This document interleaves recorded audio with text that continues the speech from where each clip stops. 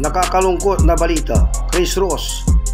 Sa ganda pa namang pinakita ni Chris Ross sa Game 7 ng Barangay Ginebra at San Miguel Beer, ay nagawa pang ilipa si Chris Ross sa nag-iisang Ginebra San Miguel kapalit ni Scotty Thompson. Nagulat ang magdla dahil sa pangyayaring ito.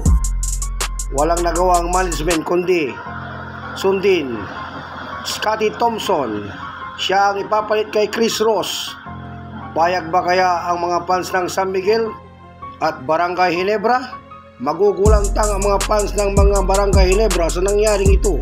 Scotty Thompson ipapalit kay Chris Ross. Matanda na si Chris Ross, bata pa si Scotty Thompson. Ba't pumayag ang management?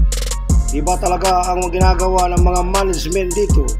Wala nang magawa ang mga management para ilipa si Chris Ross kay Scotty Thompson.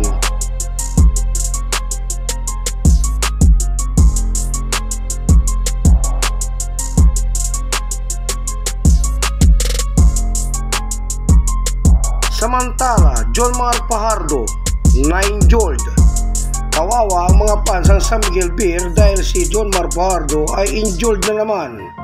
Wala na si Kraken, hindi makapaglalaro sa Game 1. Baka sakaling sa Game 2 makapaglalaro kontra sa Talk and Text Tripang G5. Samantala, Talk and Text nagdiwang dahil sa pagkawala ni John Mark Fajardo. Wala nang didepensa kay Boy Eram, kaya nagdiwang ang Talk and Text kasi wala nang John Mark Fajardo. Injured si John Mark Fajardo. Hindi pa natin alam kung kailan babalik kasi sa kanyang ACL injury.